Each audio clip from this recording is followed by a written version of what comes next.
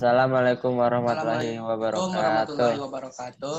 Kami dari kelompok sekian ingin mempresentasikan circular flow diagram dengan 4 pelaku yang dibuat oleh kami, Muhammad Faris dan Sony Dwi Caksono.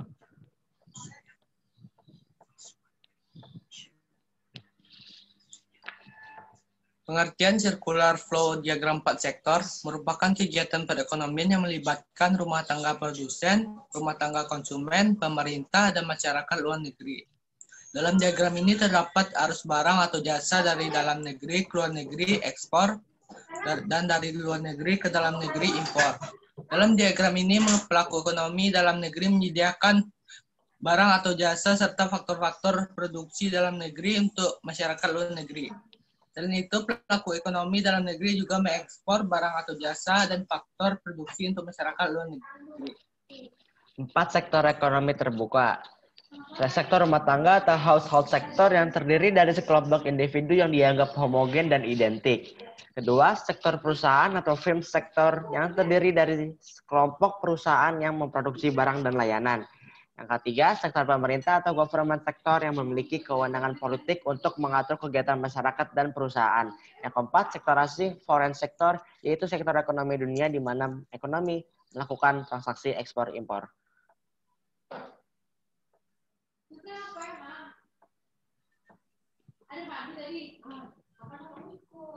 Diagram circular flow 4 sektor. Ini gambarnya. Kemudian ini gambar dari siklus aliran pendapatan dan interaksi antar pasar. Hampir sama seperti yang di atas.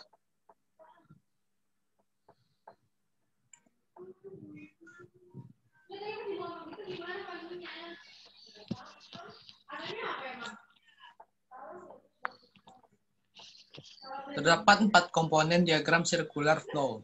Rumah tangga, hubungannya dengan perusahaan, awalnya rumah tangga menjual sumber daya manusia yang dimilikinya kepada perusahaan. Dari interaksi antar rumah tangga dan perusahaan, mereka disatukan dalam pasar tenaga kerja. Kemudian dari penjualan SDM, rumah tangga mendapatkan penghasilan yang terdiri dari sewa, bunga, upah, dan keuntungan. Ini disatukan di pasar keuangan dan lembaga keuangan. Hubungan dengan pemerintah. Dalam hubungan ini, rumah tangga menyetorkan sejumlah uang sebagai pajak pada pemerintah dan rumah tangga. Menerima kwitansi dalam bentuk gaji, bunga, pendapatan non-remunerasi dari pemerintah dalam bentuk pajak. Hubungan dengan negara lain. Untuk dapat mencapai hubungan dengan negara lain, rumah tangga diharuskan untuk melewati pasar barang dan pasar luar negeri. Rumah tangga mengimpor barang dan jasa dari luar negeri guna memenuhi kebutuhan hidup. Yang kedua, perusahaan. Hubungan rumah tangga, perusahaan memproduksi dalam bentuk barang dan jasa yang dikonsumsi oleh masyarakat. Kemudian perusahaan mendapatkan penghasilan dari penjualan produk-produknya. Interaksi ini terpenuhi di pasar barang. Pasar barang adalah pasar yang menyatukan penawaran dan permintaan barang dan jasa. Pasar barang juga disebut sektor real. Hubungannya dengan pemerintah yaitu perusahaan membayar pajak kepada pemerintah dan perusahaan menjual produk dan layanan kepada pemerintah melalui pasar barang. Yang ketiga, hubungannya dengan dunia internasional yaitu perusahaan mengimpor produk dan layanan dari luar negeri melalui pasar barang dan pasar luar negeri. Dari hasil penjualan tersebut, perusahaan mendapatkan keuntungan.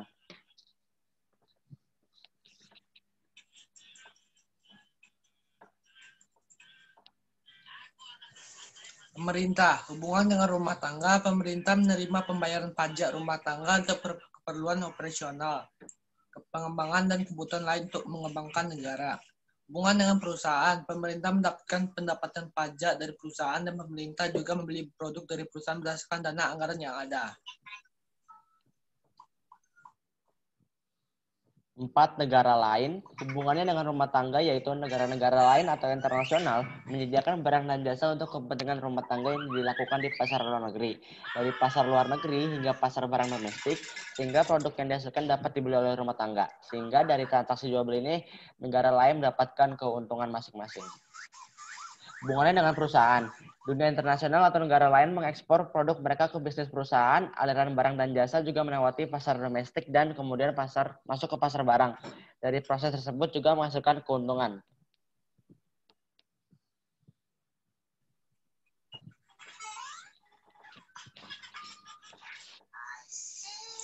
Konsep keseimbangan perekonomian pada sektor.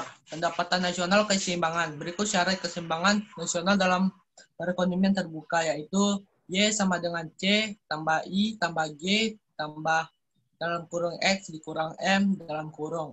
Dan I ditambah G ditambah X sama dengan S ditambah T ditambah M. Keterangan Y sama dengan tingkat pendapatan, C sama dengan konsumsi, I sama dengan investasi, Y sama dengan pengeluaran pemerintah, X sama dengan ekspor, M sama dengan impor, S sama dengan tabungan, sama dengan pajak.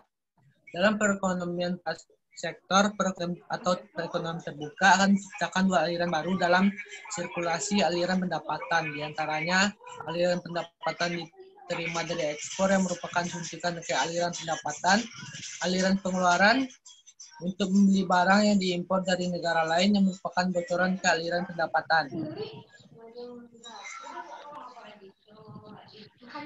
Ciri-ciri pokok dari aliran pendapatan, perekonomian terbuka, rumah tangga menerima aliran pendapatan dalam bentuk gaji atau upah, sewa atau bunga dan keuntungan, dan pendapatan digunakan untuk pengeluaran konsumsi, membayar pajak, impor, menabung ke bank, lembaga keuangan. Selain aliran uang keluar untuk membayar impor, aliran pengeluaran juga ke sektor perusahaan pembayaran untuk ekspor, aliran pengeluaran atau pembelanjaan penanaman modal untuk membeli barang dan peralatan dari sektor perusahaan, pengeluaran pemerintah untuk pembelian kebutuhan administrasi dan pengeluaran modal untuk investasi pemerintah.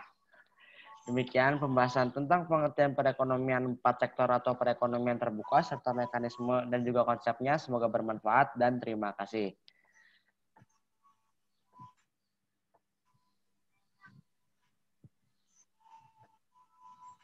Sekian presentasi dari kami. Sekian presentasi kami.